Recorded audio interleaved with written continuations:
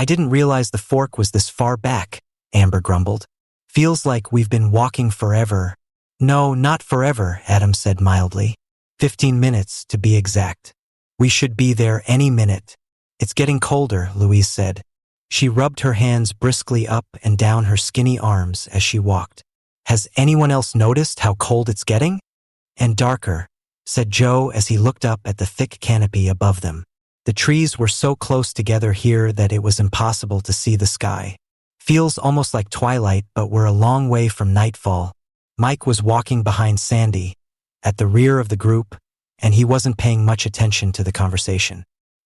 He was faintly amused by how she planted her feet firmly on the leaf-covered path with her toes angled all the way out, as if she was attempting to grab as much of the ground as possible with each step she took. Like a penguin. Yeah, that was it. She'd somehow mastered a penguin waddle. Here we are. Told you we weren't far away. Adam threw a jubilant look at Amber, who had pulled off the straps of her backpack and was making a show of rubbing at her shoulders as they stopped at the fork. And a show was exactly what it was, as Mike had insisted on packing most of their gear into his backpack to lighten her load as much as possible. He touched his hand gently to her back and gave her a reassuring smile. Are you absolutely sure that the way to the cabin is along this path, Joe? Louise still wasn't fully prepared to trust her husband and his sense of direction. She glanced at the main trail, the one leading back to the parking lot. Maybe we should just suck it up and go back the way we walked in. A low rumble rolled across the treetops and Amber squealed. Thunder. Did you hear it? I hate storms. We can't stay out here. With remarkable speed and dexterity, she flipped her backpack on again without Mike's help and began to march along the right fork. Hurry up. I want to get to the cabin and to safety. You damn well better be right about this being the right route, Joe. This path was narrower, forcing everyone to troop along in absolute single file. Mike fell in again at the back of the group. Behind Adam this time as Amber, followed by Sandy, swiftly led the way. There were no further thunderclaps, and to be honest, Mike wasn't sure if what they'd heard earlier was thunder. To him, the sound had appeared to be lower in the sky, far too low to be the result of some angst-ridden cloud action. In fact, it seemed to have come from the very tops of these trees. Ow! Shit! Adam hopped around erratically on one foot as Mike accidentally trod on the back of his heel. He knew he hadn't been watching where he was going while he was looking upwards to determine the source of the noise, and he was instantly remorseful. Sorry, buddy. He grimaced at Adam as the others carried on walking. Are you okay? Yeah, I'll be fine. You somehow managed to whack me right on my old Achilles injury. Adam bent to rub at his heel. Most of the time I don't notice it, but... He faltered and broke off, staring into the undergrowth. What the hell is that? Mike stooped to see what Adam was looking at as the rest of the group disappeared around a bend in the trail. Move your head. I can't see anything. Adam reached into the bushes and pulled out something metallic and crazily buckled, finally shifting his body enough out of the way so Mike could see. It's a wheel off a bike. Mike stared down at the broken wheel as the lost kids' faces moved into a prime space in his mind. No one had found any trace of the other bike, nor any other evidence of where the boys had gone or of what might have happened to them out here in the woods. Could this be one of the wheels from the other bike? Did they ride this far into the woods? How long do you think it's been there? Hard to tell. Adam shoved his head further into the bush, searching for more of the bike. It's only the wheel. There's nothing more in there. Mike hunkered down in the middle of the path. His eye had been caught by the cluster of greenish globes on the rust-speckled rim of the wheel. Weren't they the same as the ones he'd seen in the sand by the river? These were bigger, the size of ripe grapes, but otherwise they looked very similar. What do you think these are? Adam backed out of the bush and glanced at the cluster with little interest. Probably seed pods or something. Why would anyone bother to carry a bike all the way out here just to toss it into the bushes on this part of the trail? It doesn't seem likely. It's pretty messed up, Mike agreed. He stood up and shoved at the buckled wheel with his foot, pushing it back off the path. Looks like whoever rode it last hit something pretty big. I can't work out why there's only one wheel here. Seems odd. Adam swiped the edge of his fishing net across the top of the bushes. as if hoping the rest of the bike might magically sprout from the leaves and reveal itself. Mike was about to suggest that it might somehow be linked to the boy's disappearance when he had the sudden unsettling sense that someone was standing behind him. He whirled around, skimming his eyes across the empty path and staring hard into the trees that lined each side of the trail. Adam was watching him closely. "What's up? I could have sworn there was someone else here." Now he was spooking himself. He was getting as bad as Amber. "We should get going. Hopefully we're not too far from the cabin now." It could have been Crazy Grady. He's probably just past the fork and is on his way back to the highway along the main trail. No, it wasn't footsteps. It was more like a presence. He felt foolish as soon as he said it aloud. He looked quickly at Adam to make sure his friend wasn't laughing at him. But Adam had already turned away and was trudging up the trail after the others. Mike stayed where he was for a moment or two longer, glaring at the dark bank of trees and silently daring whatever it was to make itself known. That watchful sensation made him intensely uncomfortable. If he was to be completely honest with himself, there wasn't much about this little jaunt that he'd found enjoyable. Oh, except for the fish, of course, and Amber's news. But other than that, he could have given the rest of the weekend a hard pass without feeling any real sense of loss. "Come on, Mike," Adam called from the bend in the path. "We should catch up with the others before they go and get themselves lost. It'll be almost beer o'clock by the time we reach the cabin, and I don't want to miss my appointment with the doctor." Mike chuckled and walked past the buckled wheel. "Are there still some beers left? How many did you bring?" Adam grinned and hoisted the cooler bag in his hand up a little higher. "Enough to make sure we won't die of thirst out here. You know that I'm a survivalist through and through. I'm used to keeping a good store of the necessities of life close by." "Can you hear that?" Louise asked. Her voice was strangely high and loud in the weighty silence of the forest. What are we supposed to be listening to?" Sandy, who was walking in front of Mike again, stopped so suddenly that his chest bumped heavily into her backpack, nearly knocking her off her feet. "Sorry?" After making sure she'd regained her foothold, Mike stepped around her and brushed past the others to reach Amber. "Hey, are you okay?" "Yeah, why wouldn't I be okay?" She gave him one of her best patronizing stares, but she made sure to keep her voice low. "My condition doesn't make me incapable. Believe it or not, women have been doing this for centuries."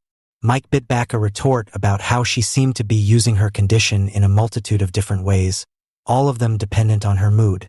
Some hills simply weren't worth dying on. "H," Louise said crossly, flapping her hand at Amber to make her hush. "We're trying to listen."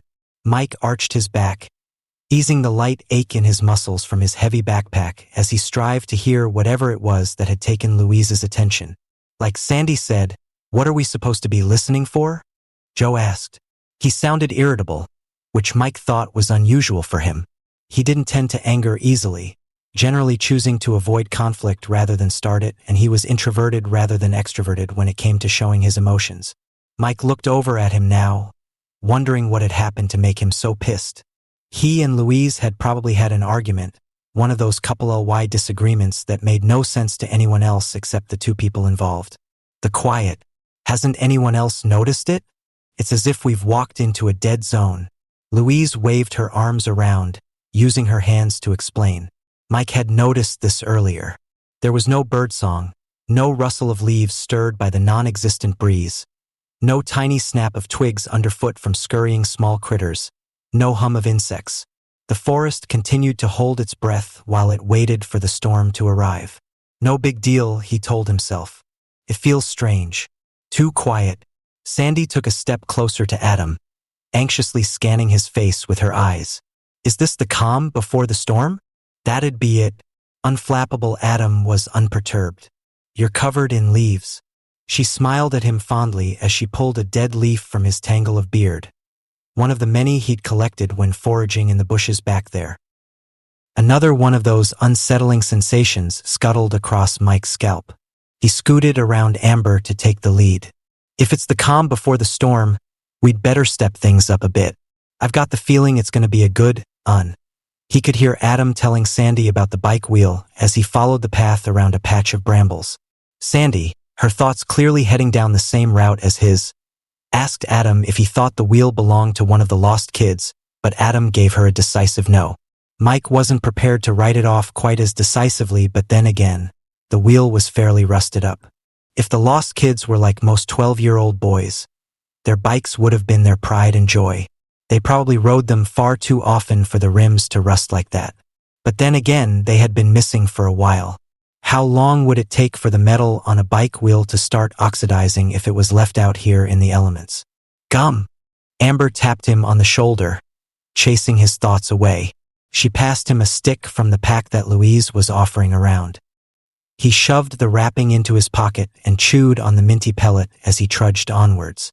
It was getting darker by the second, and the poor light seemed to have drawn out more of that musty, dank, sweet smell from the earth. This was a deep part of the forest that obviously didn't get to see much of the sun, not at any time of the year. He saw the clearing seconds before he saw the cabin, and it seemed they'd reached it just in time. The previous suspenseful hush had abruptly given way to more rumbles of thunder and the occasional flash of lightning, and he could hear Amber's pissed-off, heavy breathing behind him as the path meandered into nothingness and the wall of trees opened up a little. Found it. He was more relieved than he'd thought he would be. The idea of spending the duration of the storm out in the open wasn't appealing, especially as he knew that Amber was about to have a complete meltdown and that she would no doubt blame him for all of it. See? I told you it was down this trail. Didn't I tell you? Joe said triumphantly, once again anxious for praise. He sped up, just like Ed said it was. I knew Ed wouldn't let me down. Why are the lights on? Amber asked. Mike narrowed his eyes. It's the sun shining through from the other side. There's no sun.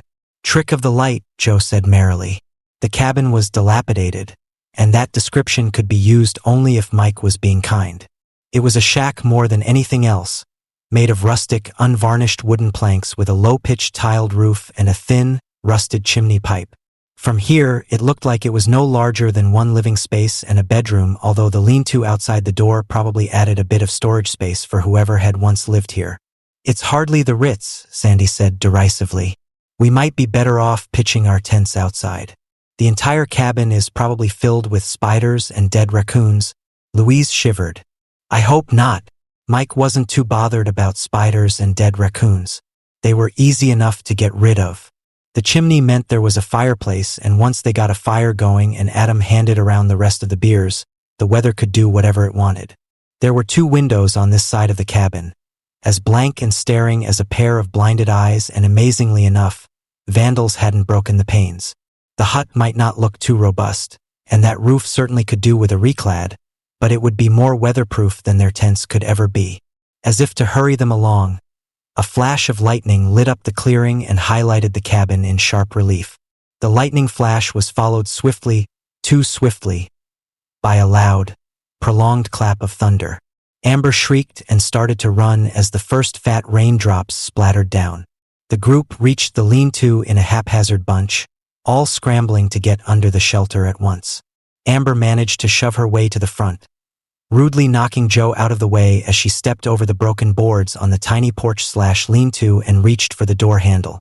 Mike saw that this space must have been used for a laundry room, although the tub had been ripped out and only the exposed, broken pipes remained.